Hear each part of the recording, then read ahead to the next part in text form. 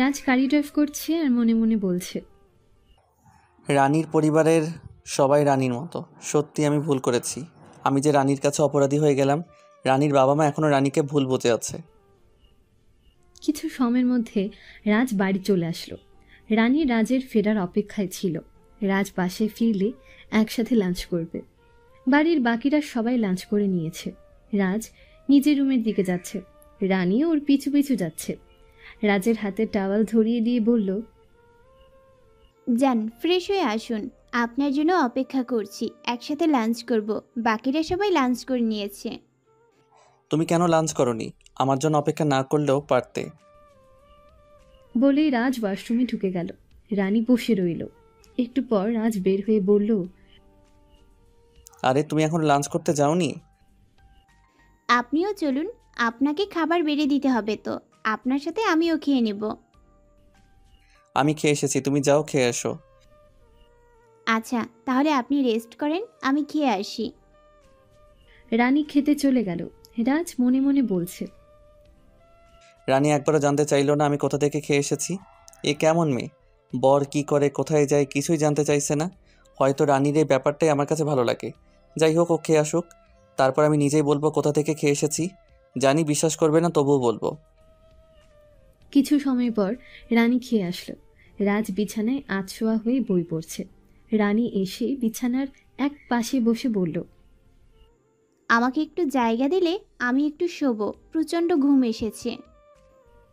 রাজ বিছানার মাঝখানে থেকে সরে এক পাশে এসে বলল, রানী, তুমি কি জানতে চাইবেন আমি কোথা থেকে খেয়ে এসেছি? আপনার ক্ষুধা লেগেছে তাই খেয়েছেন, এতে জানার কি আছে? যদি বলি তোমাদের বাড়ি থেকে খেয়ে এসেছি, তুমি কি বিশ্বাস করবে? স্যার, আপনি মশকরা করতে জানেন? কই, আগে তো জানতাম না। আমি জানতাম তুমি বিশ্বাস করবে না। সত্যি, আমি তোমাদের বাড়ি থেকে খেয়ে এসেছি। হুম, বিশ্বাস করলাম। এখন ঘুমান। রানী, তোমার কি বাবা মা বোনের কথা মনে পড়ে না? হুম, খুব মনে পড়ে। মাকে অনেক দিন যাবৎ মা বলে ডাকি না, বাবাকে বাবা বলে ডাকি না, বোনের মুখ থেকে আপু ডাকটা শুনি না। কিন্তু মনে পড়েই বা কী করব? তারা তো আমাকে ভুল বুঝে আছে। চাইলেও আমি তাদের কাছে যেতে পারি না। আপনি তার সমস্ত পথ বন্ধ করে দিয়েছেন। বাবা বলেছে আমি যদি আর কোনো দিন বাড়িতে যাই তাহলে আমি তার মরা মুখ দেখব। এখন আপনি বলেন, কোনো মেয়ে চায় তার বাবার মৃত্যু কামনা করতে? তার থেকে বাবা ভালো থাকুক। আমি না হয় দূর থেকেই বাবা মায়ের জন্য সুস্থতা কামনা করব আল্লাহর কাছে দুয়ার মাধ্যমে। তোমার কি আমার উপর একটু রাগ হচ্ছে না আমি তোমার বাবা মায়ের থেকে দূরে রেখেছি বলে? আপনার উপর রাগ করে কী লাভ? আল্লাহ আমার কপালে যা লিখে রেখেছে সেটাই হয়েছে। মেয়েরা তো আর সারা জীবন বাবার বাড়িতে থাকতে পারে না। একদিন না একদিন শ্বশুরবাড়িতে যেতেই হয়। আমিও এসেছি, তবে আমার বেলায় একটু অন্যরকম হলো শ্বশুরবাড়িতে আসাটা। বাবার স্বপ্ন ছিল বাবা দেখে শুনে সুপাত্রের হাতে আমাকে তুলে দিবে, যেন তার মেয়ে, আদরের মেয়েটা সারা জীবন সুখে থাকে। আমি সুখে আছি দেখে বাবাও খুশি হবে। কিন্তু তার কিছুই আল্লাহ আমার কপালে লেখেনি। সরি রানী। সরি কেন? কিছু না, এমনি বললাম। রানী, তোমার গলায় একটা চেইন ছিল না? দেখো তো সেটা আছে কিনা। রাজের কথা শুনেই রানী বলল, না, আমার গলায় চেইনটা নেই। মনে হয় হারিয়ে গেছে। অনেক খুঁজেছি কিন্তু পাইনি। কিন্তু আপনি আমার চেইনের কথা জিজ্ঞেস করছেন কেন? আপনি কি চেইনটা পেয়েছেন? পেয়েছি। তবে তোমার চেইনটা ছিঁড়ে গেছে গত রাতে যখন আমরা। রাজ আর বিস্তারিত বলতে পারল না। তার আগেই রানী রাজের দিকে ঘুরে ওর বুকের উপর উঠে মুখ চেপে ধরে বলল, প্লিজ, ওইসব কথা বলে আমাকে লজ্জা দিবেন না। ছিঁড়ে গেছে যাক না, আমার সোনার চেইনের দরকার নেই। রানী বুঝতেই পারছে না ও রাজের বুকের উপর উঠে আছে। রানী রাজের মুখের উপর ঝুঁকে আছে। রাজ রানীর চোখের দিকে তাকিয়ে আছে। রানীও রাজের চোখের দিকে তাকিয়ে আছে। রাজ রানীর হাতে একটা চুমু খেলো। রাজের এহেন কাণ্ডে রানীর সম্বিত ফিরে আসলো। রানী উঠে বসলো। রাজও বিছানা ছেড়ে উঠে আলমারি খুলে চেইনটা নিয়ে এসে আবারও রানীর পাশে বসলো। রানীর গা থেকে ওড়নাটা খুলে নিল। এ কি, ওড়না খুলছেন কেন?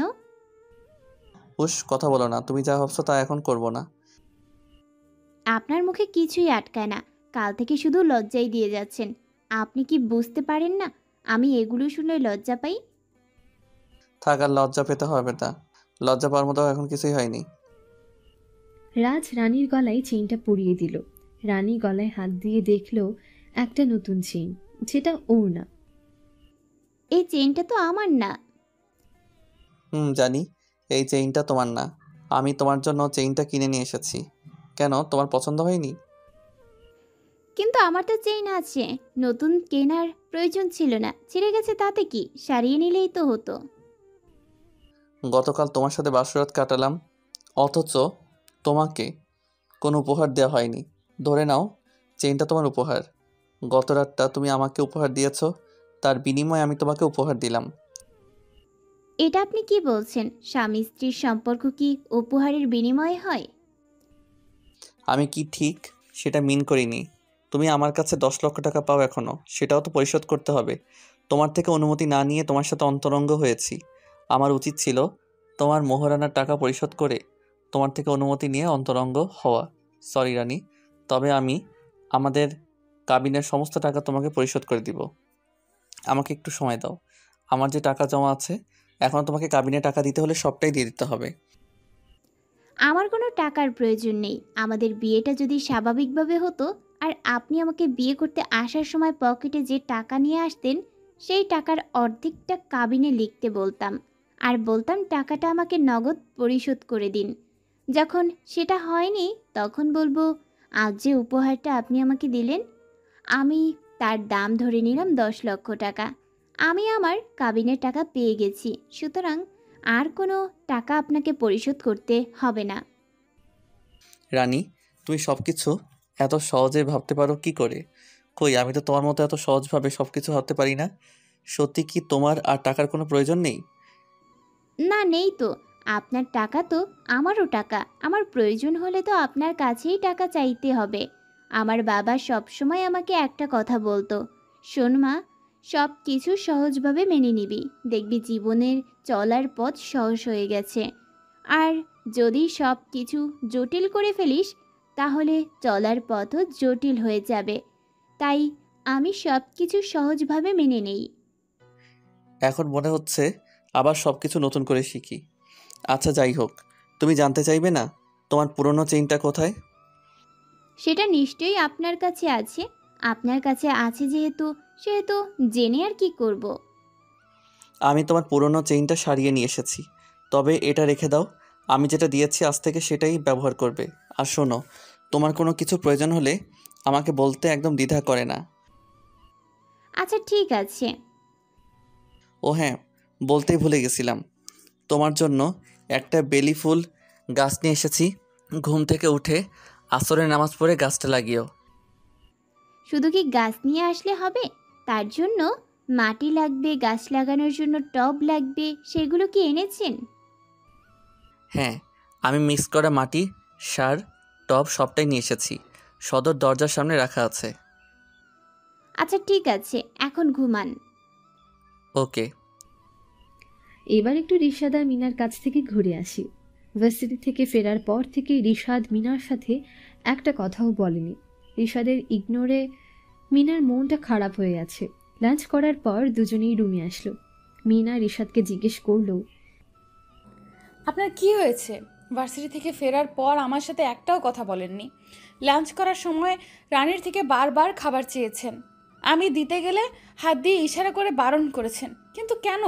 আমি কি অপরাধ করেছি বলবেন আমাকে? জানতে চাও কি অপরাধ করেছো তুমি? মিনা এবার রিশাদের মুখোমুখি দাঁড়িয়ে রিশাদের চোখে চোখ রেখে বলল, হ্যাঁ, আমি জানতে চাই আমি ঠিক কি অন্যায় করেছি, যার জন্য আমার স্বামী আমার সাথে রাগ করে আছে। আমার রাগের কারণটা জানতে চাও বুঝি? আমাকে যদি তুমি স্বামী হিসেবে মানতে, তাহলে ভার্সিটিতে বসে এমন একটা কাণ্ড করতে পারতে না। আমার মান সম্মানের কোনো দাম আছে তোমার কাছে? কেন তুমি ভার্সিটিতে বসে তুহিনের সাথে মারামারি করছো?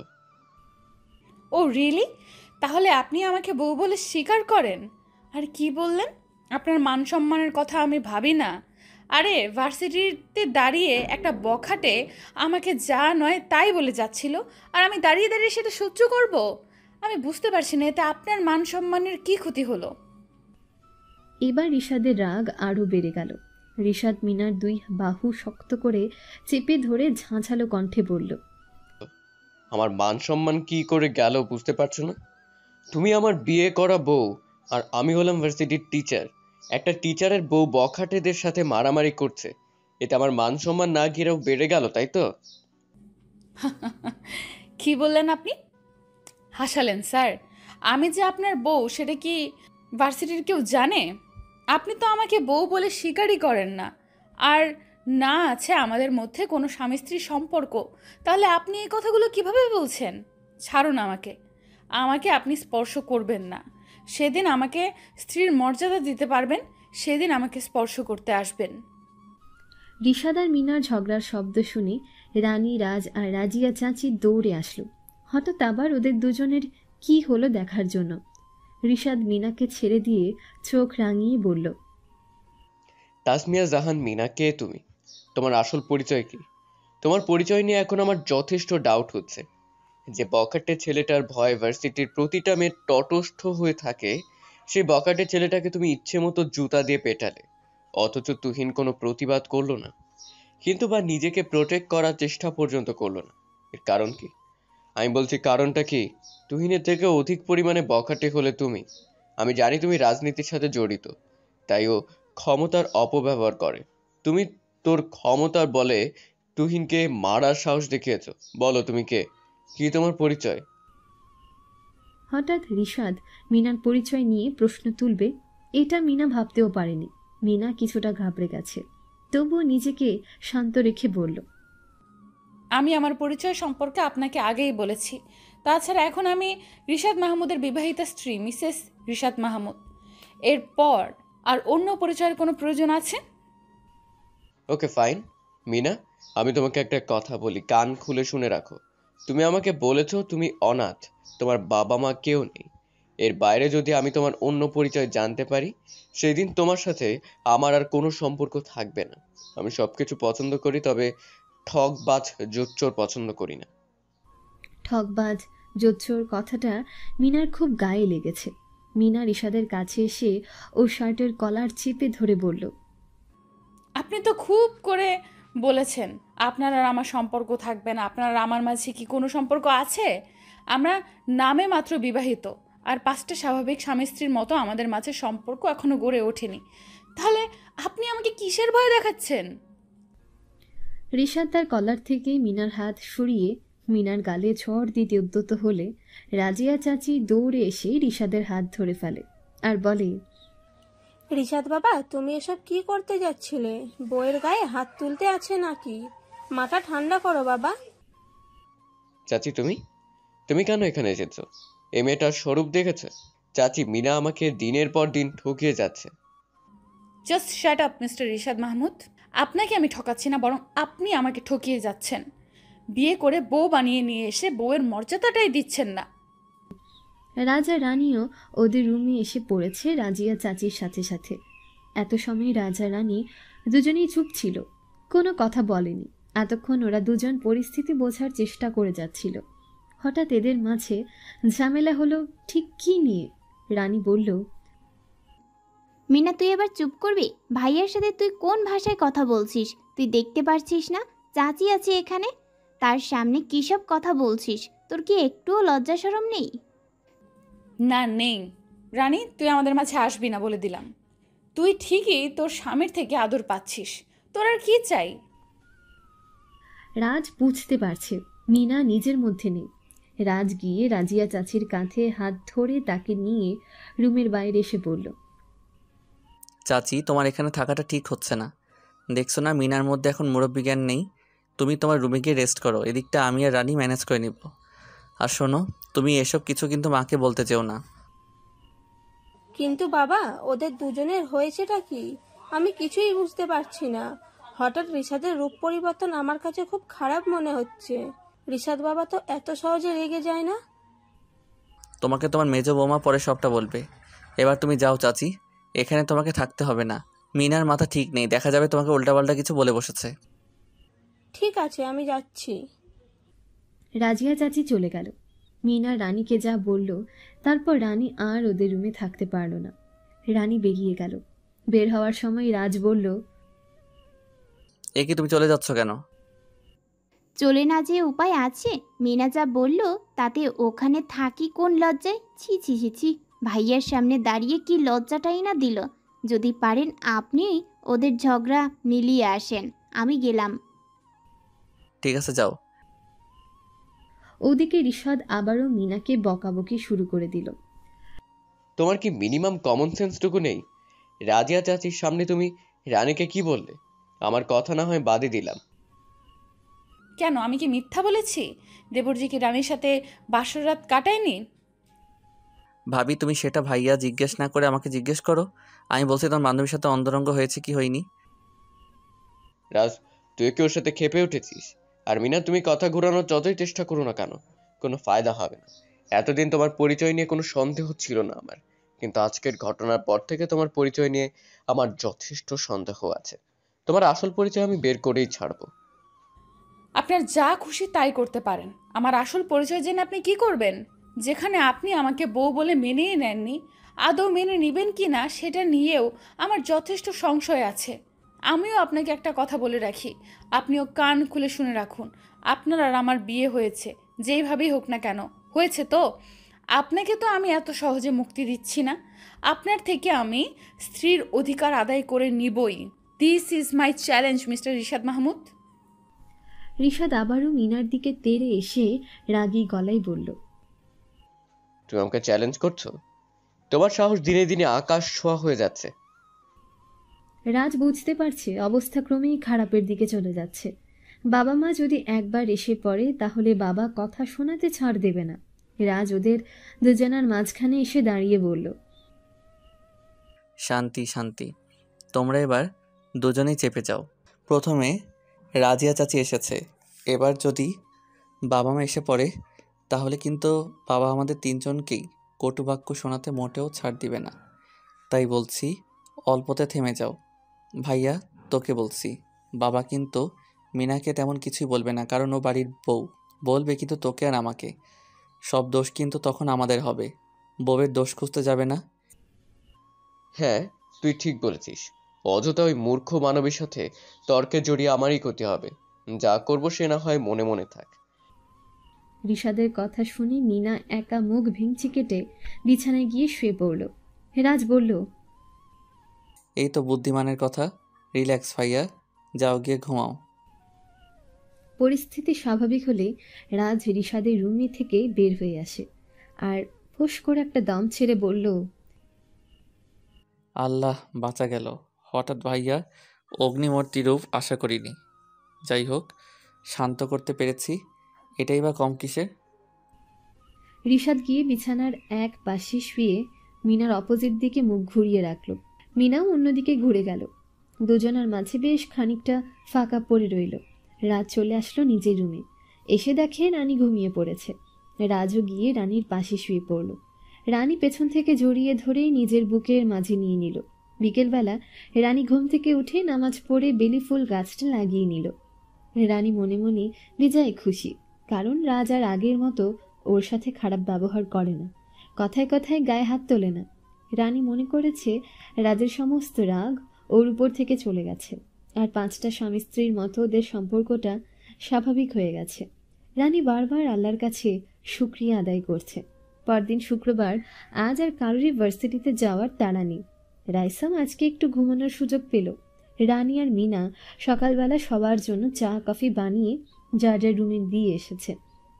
মিনা চা নিয়ে গেল শ্বশুর শাশুড়ির জন্য, আর রানী চা দিয়ে আসলো রাজিয়া চাচিকে। আজকাল রাজিয়া চাচি আর বেশি কিচেনে আসে না, রিশাদ বারবার করে নিষেধ করেছে। তাছাড়া রাজিয়া চাচি আজকাল রিশাদের মাঝে রাজের সেই ভয়ঙ্কর রূপটা দেখতে পায়, তাই আর আগ বাড়িয়ে কোনো কাজ করতে যায় না।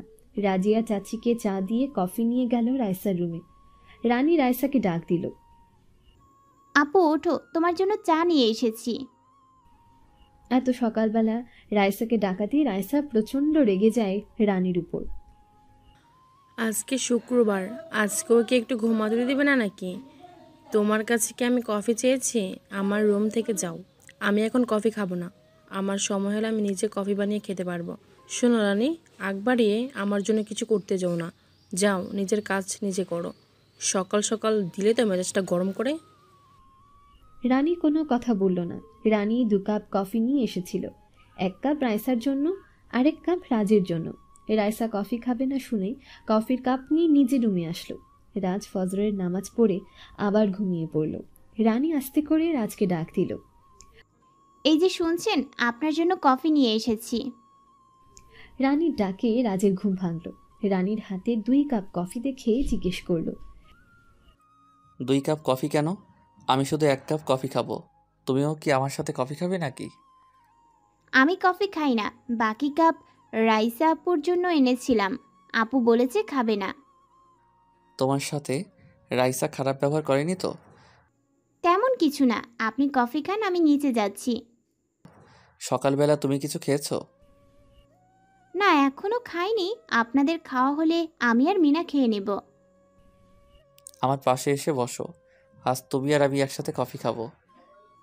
কিন্তু আমি তো কফি খাই না, আমি চা খাই।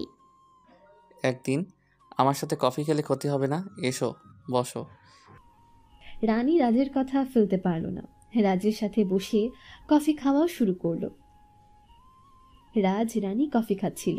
তখন রাজের ফোনে একটা কল আসে।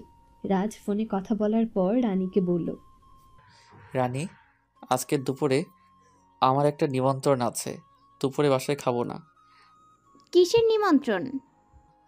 আজ আমার একটা বন্ধুর বিয়ে। হিন্দু এক বন্ধু, সমীর, ব্যাচেলর পার্টির আয়োজন করেছে বিকেলবেলা। ও চাইছে বিয়ে করার আগে বন্ধুদের সাথে একটু আনন্দ উপভোগ করতে, তাই দুপুরবেলাতেই নিমন্ত্রণ জানিয়েছে।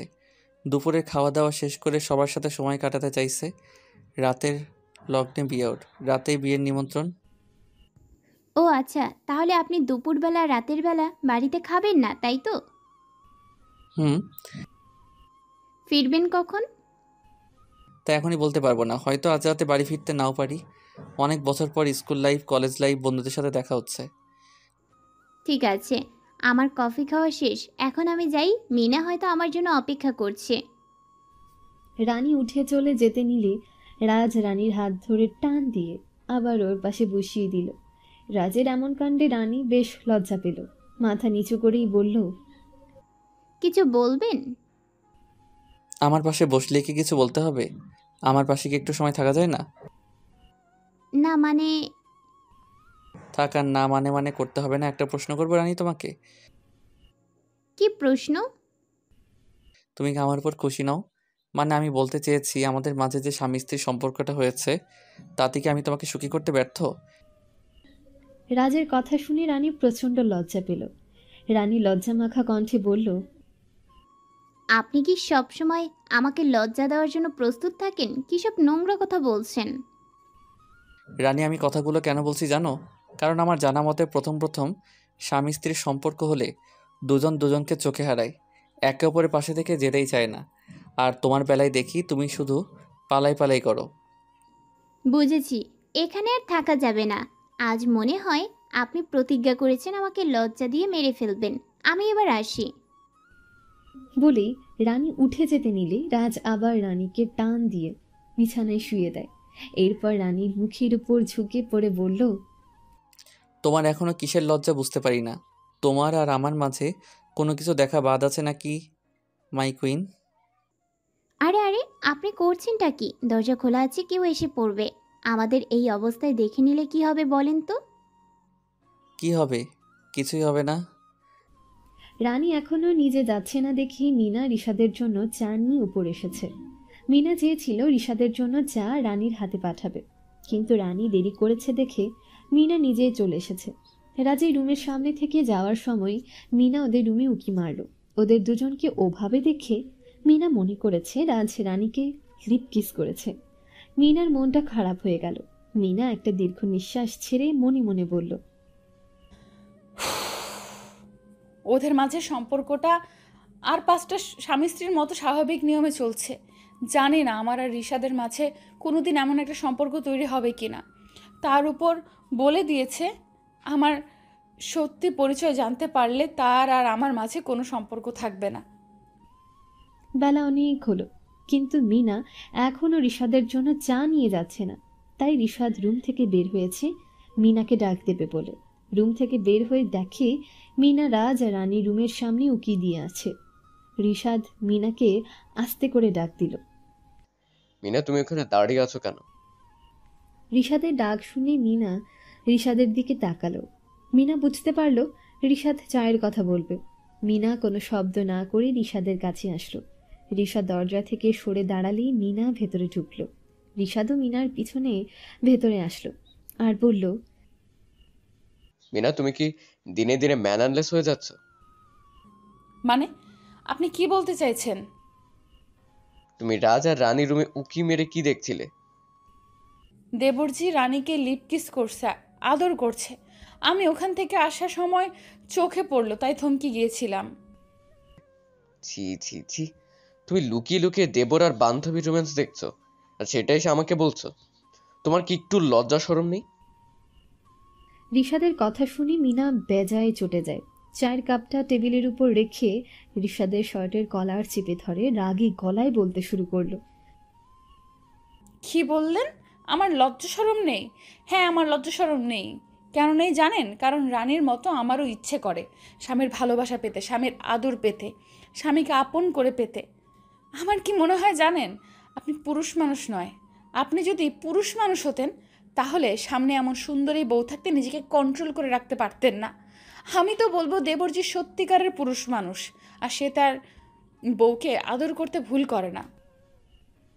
মিনা, তোমার সাহস দিন দিন বেড়েই চলেছে। তুমি গুন্ডাগিরি আর যার সাথে করো না কেন, আমার সাথে গুন্ডাগিরি করবে না। আর তুমি আমার পুরুষত্ব নিয়ে বারবার প্রশ্ন তুলো।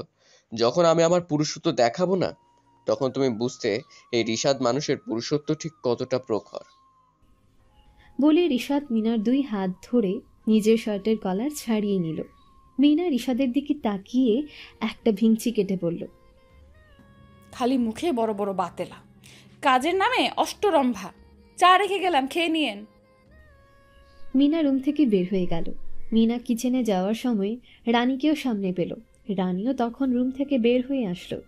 মিনা রানীকে পিঞ্চ মেরে বলল, কিরে, সারা রাত স্বামীর আদর খেয়েও মন ভরে না নাকি?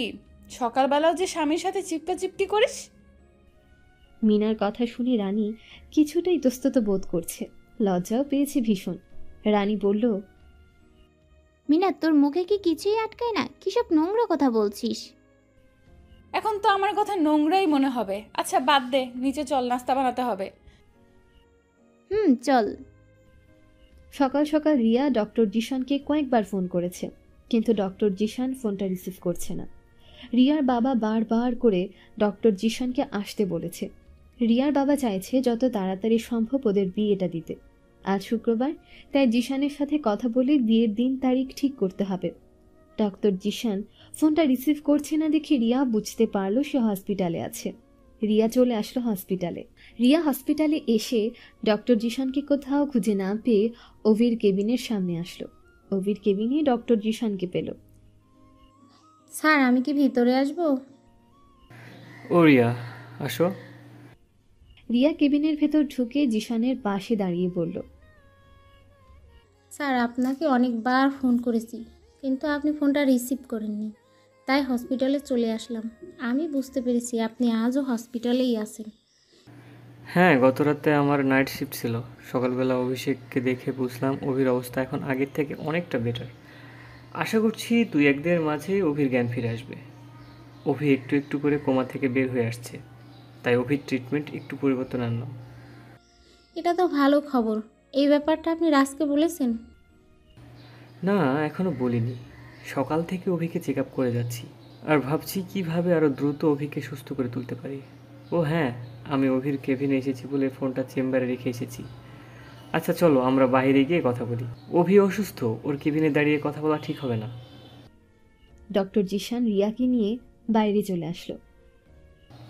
চলো আমরা চেম্বারে গিয়ে কথা বলি। ওকে, চলুন। ডক্টর জিশান রিয়াকে নিয়ে চলে আসলো চেম্বারে। ডক্টর জিশান নিজের হাত থেকে গ্লাভস খুলে হাত ক্লিন করে আর রিয়াকে বসতে বলল। ডক্টর জিশান তার হাতের কাজ সেরে নিজেও বসে পড়ল চেয়ারে। এবার বলো, এত জরুরি তলব কেন? নাকি আমার প্রেমে? ডক্টর জিশান আর কিছু বলার আগে রিয়া নিজের ডান হাতটা উঁচু করে বলল, থামুন স্যার, চাইলেই হুটহাট প্রেমে পড়া যায় না। যারা হুটহাট প্রেমে পড়ে তাদের মনে হাজার রকম ভেজাল থাকে। এনিওয়ে, ফালতু কথা না বলি, আমি যা বলতে এসেছি সেটাই বলি। আজকে আপনি আমাদের বাসায় একবার যেতে পারবেন? বিকেলে সময় গেলেও হবে। হ্যাঁ, যাওয়া যেতেই পারে। তাছাড়া আমিও ভাবছি আমার বাবার সাথে কথা বলবো। আজ শুক্রবার, আজকেই একবার যাব। হ্যাঁ, বাবাও সেটা বলেছে। তখন ডক্টর জিশানের কেবিনে হাতে তালি দিতে দিতে ঢুকলো ডক্টর তিশা। ডক্টর তিশা হাতে তালি দিতে দিতে চেম্বারে আসার কারণটা ওরা দুজনের কেউই বুঝতে পারছে না। রিয়া, ডক্টর জিশান দুজনেই ডক্টর তিশার দিকে তাকিয়ে আছে। ডক্টর তিশা ওদের কাছে এসে হাতে তালি থামিয়ে বিদ্রুপের স্বরে বলতে লাগলো, good, very good doctor Zeeshan. আজকাল ডক্টর জিসান তার ছাত্রীর প্রেমে হাবুডুবু খাচ্ছে। ব্যাপারটা শুনো খুব আনন্দ লাগছে। কিন্তু ডক্টর জিসান, আপনার ছাত্রী কি আপনাকে ভালোবাসে? ডক্টর তিশার এমন হেয়ালির মানেটা ডক্টর জিশান বুঝতে পারছে না, আর সে কেনই বা এমন আচরণ করছে। তিশা, তুমি ঠিক কি বলতে চাইছো? আর আমি যদি আমার ছাত্রীর প্রেমে পড়েও থাকি তাতে তোমার কি? ডক্টর জিসান, তুমি আজ জানতে চাইছো না আমার কি? আমি যখন মেডিকেলে ভর্তি হয়েছি তখন থেকে তোমাকে ভালোবাসি। তুমিও তখন সদ্য সদ্য মেডিকেলে জয়েন করেছো। তুমি আমার স্যার হয়ে গেলে। তোমাকে ভালোবাসি কথাটা বললে তুমি বলতে তোমার কাঁধে অনেক দায়িত্ব। তোমার 4টা বোন আছে, তাদের লেখাপড়া করানোর দায়িত্ব তোমার কাঁধে। তোমার বাবা নেই, বোনের লেখাপড়া শেষে বিয়ে দিতে হবে। তাই তোমার কাছে প্রেম ভালোবাসা করার মতো টাইম নেই। হ্যাঁ, বলতাম, সো হোয়াট? সেটা সত্যি, সেটাই বললাম। মিথ্যা তো বলিনি। এতগুলো বছর পর তুমি কেন এই কথাগুলো তুলছো? কেন তুলছি বুঝতে পারছো না? আমি তোমাকে ভালোবাসি বললে তুমি কেন বলতে না তুমি আমাকে ভালোবাসো না? শুধু পরিবারের দোহাই দিয়ে এড়িয়ে যেতে। আমি তো ধরে নিয়েছি তুমি তোমার পরিবারের সমস্ত মিটিয়ে আমার কাছে ফিরে আসবে। আমিও তোমার অপেক্ষা করতে লাগলাম। ডক্টরি পড়া শেষ করে তোমার এই মেডিকেলে জয়েন করলাম তোমার পাশাপাশি থাকবো বলে। আমি 6 মাসের জন্য ট্রেনিংয়ে গিয়েছি।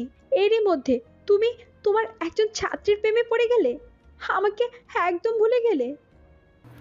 দেখো তিশা, তুমি তোমার স্টুডেন্ট লাইফে বলতে আমাকে ভালোবাসো, তারপর ডক্টর হওয়ার পর আর কোনোদিন বলোনি তুমি আমাকে ভালোবাসো।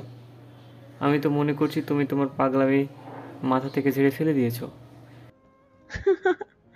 কি বলবে তুমি? হ্যাঁ, তোমাকে ভালোবাসাটা পাগলামি ছিল। তোমাকে ভালোবাসি আর কেন বলতাম না জানো? একদিন আমি তোমাদের বাড়িতে যাই, গিয়ে দেখি তুমি যা যা বলেছো সবটাই সত্যি।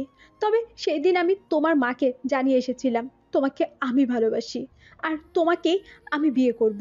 তারপর থেকে তোমার মায়ের সাথে আমার নিয়মিত যোগাযোগ হতো। একদিন তোমার মা আমাকে তার ছেলের বউ হিসেবে দোয়া করে। আমার হাতের এই বালাটা পরিয়ে দিয়ে বলে, আমি আমার ছেলের বউ হিসেবে তোমাকে চাই মা। এই বালাটা দিয়ে দোয়া করে বলে, তোমাদের বিয়ের এক ধাপ এগিয়ে রাখলাম। এই সমস্ত কথা মিথ্যা। আমি এর কিছুই বিশ্বাস করি না। আমার মা আমার জন্য বউ ঠিক করে রেখেছে আর আমাকে বলেনি। এটা কোনো দিনই হতে পারে না। আমার হাতের বালাটা দেখো বিশ্বাস হচ্ছে না তোমার? আচ্ছা, তোমাকে বিশ্বাস করতে হবে না। তুমি কি বলতে পারো আমি এখনো কেন সিঙ্গেল আছি? বয়স তো 30 পার করে ফেলেছি, তাহলে কার জন্য এখনো অপেক্ষা করছি? তিশা, প্লিজ তুমি আমার সামনে থেকে যাও। তোমার কোনো কথাই আমার বিশ্বাস হচ্ছে না। ওকে, তোমার বিশ্বাস করতে হবে না। তুমি শুধু তোমার মায়ের সাথে ফোনে কথা বলো, আমি ফোন করে দিচ্ছি। ডক্টর তিশা ফোন করলো ডক্টর জিশানের মায়ের কাছে। ফোনটা রিসিভ হলেই তিশা ফোনটা লাউড স্পিকারে দেয়, যাতে মায়ের কথাগুলো রিয়াও শুনতে পারে। জিশান ওর মায়ের সাথে তিশা সম্পর্কে কথা বলতে লাগলো। মা জানালো তিশা যা যা বলেছে তার সবটাই সত্যি। এরপর জিশানের মা ছেলেকে বলল, জিশান, তুই নাকি তোর ছাত্রীর সাথে প্রেম করছিস, আবার সেই মেয়েটা নাকি হিন্দু। শোন বাবা, আমি অনেকদিন আগেই আমার ছেলের বউয়ের জায়গাটা তিশাকে দিয়ে রেখেছি। তুই যদি ওই হিন্দু মেয়েটাকে বিয়ে করে আমার বাড়ি নিয়ে আসিস তাহলে আমার মরা মুখ দেখবি। বলেই ফোনটা কেটে দিল। এত সময় যাবৎ রিয়া সমস্ত কিছু চুপচাপ করে দেখে ও শুনে যাচ্ছে। এবার রিয়া চেয়ার ছেড়ে উঠে দাঁড়িয়ে বলল, আমি আসি স্যার, আপনাদের বিয়ের জন্য আমার পক্ষ থেকে অগ্রিম শুভেচ্ছা রইল। রিয়া শোনো, যেও না, তোমার সাথে আমার কিছু কথা বাকি আছে। আমার কথাগুলো শুনে যাও প্লিজ। রিয়া ডক্টর জিশানের কথা শুনে মুখ ঘুরিয়ে দাঁড়িয়ে পড়ল আর বলল, সরি স্যার, এরপর আর আপনার সাথে কোনো কথা থাকতে পারে না। আমি চাই না আমার জন্য আপনার জীবনে কোনো রকম কোনো অশান্তি নেমে আসুক। মায়ের ইচ্ছে অনুযায়ী ডক্টর তিশা ম্যামকে বিয়ে করে নিন। সরি রিয়া, তুমি বিশ্বাস করো, আমি এসবের কিছুই জানতাম না। প্লিজ তুমি আমার উপর অভিমান করো না।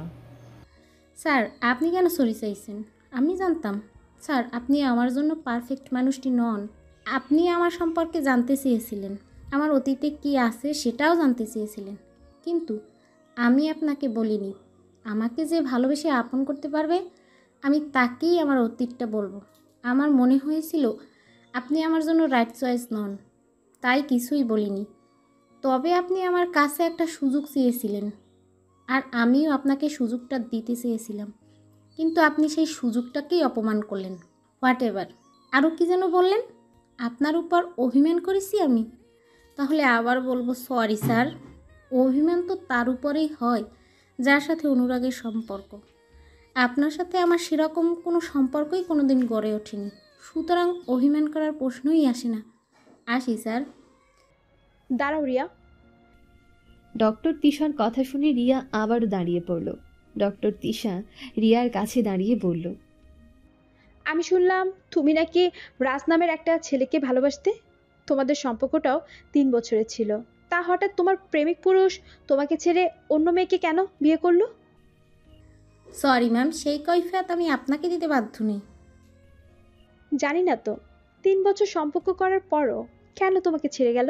আরে বোকা মেয়ে, একজন পুরুষ মানুষ যদি একটা মেয়েকে 3 বছর ফ্রিতে ভোগ করতে পারে, তাহলে তাকে সে বিয়ে করবে কোন দুঃখে? হ্যাঁ, সে তো তোমার মাংসের স্বাদ পেয়ে গেছে, তাই তোমাকে ড্রাম করছে। ডক্টর তিশার এমন কুরুচিকর কথা শুনে রিয়ার প্রচণ্ড রাগ হচ্ছে। এই মুহূর্তে রিয়া শুধু পারছে না ডক্টর তিশার গায়ে হাত তুলতে। রিয়া তিশার উপর আঙুল তুলে রাগী গলায় বলল, তিশা ম্যাম, ভুলে যাবেন না আপনার সীমাটা ঠিক কতটা। আজ যদি আপনি আমার ম্যাম না হতেন তাহলে আপনাকে কষিয়ে গালে একটা চল লাগিয়ে দিতাম। আর একটা কথা সব সময় মাথায় রাখবেন, যে যেমন মেন্টালিটির মানুষ সে সবাইকে ধরে নেয়, ওই মানুষগুলোও বুঝি ওই রকম। ভুলে যাবেন না আপনি একজন ডক্টর, আর একজন ডক্টরের চিন্তাধারা এতটা নিম্নমানের হওয়া উচিত না। বুদ্ধির গোড়ায় একটু উর্বর সার ঢেলে নিন, বুদ্ধিটা উন্নত করুন, তাহলেই আপনার মঙ্গল হবে। আসি কেমন? আশা করব আপনার মতো নারীর সাথে আর কখনো মুখোমুখি না হই। রিয়া মেডিকেল থেকে মুহূর্তের মধ্যে বের হয়ে গেল। ডক্টর জিশান রিয়াকে কয়েকবার ডাক দিলেও রিয়া আর পেছনে ফিরে তাকায়নি। ডক্টর জিশান কিছু সময় ধরে ডক্টর তিশার দিকে রাগী দৃষ্টিতে তাকিয়ে থেকে চেম্বার থেকে বের হয়ে গেল। ডক্টর তিশা অনেকবার চেষ্টা করলো ডক্টর জিশানের সাথে কথা বলার জন্য, কিন্তু ডক্টর জিশান তাকে আর কোনো সুযোগ দিল না। এদিকে রাজ রানীকে বলে বাসা থেকে বের হয়ে গেল। রাজের সাথে একটা ব্যাগ। রাজ জুমার সালাত আদায় করে বন্ধুদের কাছে যাবে, তাই ব্যাগে করে পার্টিতে যাওয়ার মতো ড্রেস নিয়ে নিল। পাজামা পাঞ্জাবি পরে তো আর পার্টিতে যাওয়া যায় না। রাত জুমার সালাত আদায় করে চলে আসলো। সেখানে ডক্টর রোশনও ছিল। লাঞ্চ করার পর সবাই মিলে কিছু সময় বিশ্রাম নিল। বিকেল 4টার দিকে পার্টি শুরু হলো। ব্যাচেলার পার্টি হবে, আর সেখানে একটু দুষ্ট পানি চলবে না সেটা তো হতে পারে না। আজ রাজ ইচ্ছে মতো ড্রিঙ্কস করা শুরু করলো। কিছু সময়ের মধ্যে রাজের নেশা হয়ে গেল। ওদিকে ডক্টর রোশনেরও নেশা চলেছে। ডক্টর রোশন ঢুলতে ঢুলতে এসে রাজের পাশে বসে বলতে লাগলো, দোস্ত জানিস, ডক্টর জিশান নাকি রিয়াকে খুব শীঘ্রই বিয়ে করবে। এখন তো আমাদের মেডিকেলে একটা টপিক নিয়েই আলোচনা হয়, সেটা হলো রিয়া আর ডক্টর জিশানের প্রেমের গুঞ্জন। রিয়াকে বিয়ে করবে ডক্টর জিশান। এই কথা শোনার পর রাজ বসা থেকে উঠে দাঁড়িয়ে বলল, আমি মানি না, রিয়াকে কখনোই ডক্টর জিসান বিয়ে করতে পারে না। রিয়াকে ভালোবাসি শুধুমাত্র আমি। রিয়া শুধু আমার, ও আর কারো হতে পারে না। রিয়া ওয়েট করে, আমি আসছি তোমার কাছে। আজই আমি তোমাকে বিয়ে করব। রাজ পার্টি ছেড়ে বেরিয়ে পড়ল। রিয়ার অ্যাড্রেস রাজের মুখস্থ আছে। রাজ মাতাল অবস্থায় ড্রাইভ করে চলে আসলো রিয়ার বাড়িতে। কলিং বেল বাজাতেই রিয়ার মা দরজা খুলে দিল। রাজ কোনো কিছু না বলে ঘরের ভেতর ঢুকে পড়ল আর রিয়া রিয়া বলে চিৎকার শুরু করলো। রিয়া, রিয়া, রিয়া, কোথায় তুমি? তাড়াতাড়ি বেরিয়ে আসো বলছি। রাজের এমন বিদঘুটে ডাক শুনে রিয়া দৌড়ে আসলো। এসে দেখে রাজ রীতিমতো ঢুলছে। রিয়াকে দেখে রাজ একটা হাসি দিয়ে বলল, এই রিয়া, তুমি নাকি ডক্টর জিসানকে বিয়ে করতে যাচ্ছ? কেন তুমি ডক্টর জিসানকে বিয়ে করবে? তুমি বিয়ে করবে আমাকে। তুমি না আমাকে ভালোবাসো? রিয়া বুঝতে পারলো রাজ নিজের মধ্যে নেই, অতিরিক্ত ড্রিঙ্কস করেছে। রাজের নেশাটা কাটানো দরকার। রিয়া ওর মাকে বলল, মা দ্রুত লেবু বা তেঁতুল দিয়ে শরবত বানিয়ে নিয়ে এসো। রাজ মনে হচ্ছে অতিরিক্ত ড্রিঙ্ক করেছে, ওর নেশাটা কাটানোর দরকার। রিয়ার মা রিয়ার কথা মতো দ্রুত চলে গেল কিচেনে। এদিকে রাজ রিয়ার হাত ওর কাছে টেনে বলল, রিয়া চলো, আজ আমি তোমার ধর্মমতেই তোমাকে বিয়ে করব। তোমার সিঁথিতে সিঁদুর দিয়ে আমার বউ বানিয়ে নিব। আসার সময় দেখলাম তোমাদের বাড়ির সামনে একটা মন্দির আছে, সেখানে নিয়ে তোমার সিঁথিতে সিঁদুর দিব। বলে রাজ রিয়ার হাত ধরে টানতে টানতে ঘরের বাইরে নিয়ে আসলো। রিয়ার নিজেকে ছাড়ানোর জন্য প্রাণপণ চেষ্টা করে যাচ্ছে, কিন্তু রাজের শক্তির কাছে রিয়ার শক্তি তুচ্ছ। আর বারবার বলছে, রাজ প্লিজ আমাকে ছেড়ে দাও, তুমি এখন নেশার মধ্যে আসো, সজ্ঞানে নেই। কিন্তু রাজ রিয়ার কোনো কথাই শুনছে না। রিয়াকে টানতে টানতে নিয়ে আসলো মন্দিরে। রিয়াকে নিয়ে রাজ মন্দিরের ভেতর ঢুকে পড়ল। এরপর রাজ প্রতিমার পায়ের সামনে থেকে হাতে একটু সিঁদুর নিয়ে নিল। এই সমস্ত কাণ্ডগুলো বাইরে দাঁড়িয়ে দাঁড়িয়ে লোকজন দেখে যাচ্ছে। কেউ রিয়াকে সাহায্য করতে এগিয়েও আসছে না। রিয়ার মাও সমানে সবাইকে বলে যাচ্ছে রাজের হাত থেকে রিয়াকে বাঁচাতে। রাজ হাতে সিঁদুর নিয়ে রিয়া সিঁথির দিকে এগিয়ে যাচ্ছে। রিয়া আপ্রাণ চেষ্টা করে যাচ্ছে রাজকে আটকানোর, বারবার করে বলছে, প্লিজ রাজ প্লিজ, তুমি আমার সিঁথিতে সিঁদুর দিও না। একটা হিন্দু মেয়ের কাছে সিঁদুরের মূল্য কতটা সেটা তুমি বুঝতে পারছো না। রাজের হাত কাঁপছে। রাজ যেন রিয়ার সিঁথির নাগাল পাচ্ছে না। রাজ বলল, ওহ জান, চুপ করো তো, আগে তোমার সিঁথিতে সিঁদুরটা তো পরাতে দাও। রাজ আর রিয়ার মাঝে সিঁদুর নিয়ে ধস্তাধস্তি চলতেই থাকে। এখন একটা ছেলে প্রতিমার পায়ের থেকে এক মুঠো সিঁদুর হাতে নিয়ে রিয়ার কাছে এগিয়ে এসে রিয়ার সিঁথি ভর্তি করে সিঁদুর পরিয়ে দিল। তারপর রাজের হাতটা ধরে বলল, ব্রো, সিঁথিতে সিঁদুর পরাতে গিয়ে তোমার হাত পা সহ সর্বাঙ্গ কাঁপছে। বাসর রাতে বিড়াল মারার বদলে তুমি নিজেই তো বিড়ালের খাদ্য ইঁদুর হয়ে যাবে। তোমার হয়ে আমি সিঁথিতে সিঁদুর পরিয়ে দিলাম, এবার এই স্থান ত্যাগ করো। আমি এসেছি এই মন্দিরে ফটোগ্রাফি করতে, একটা ব্লগ ভিডিও তৈরি করার জন্য।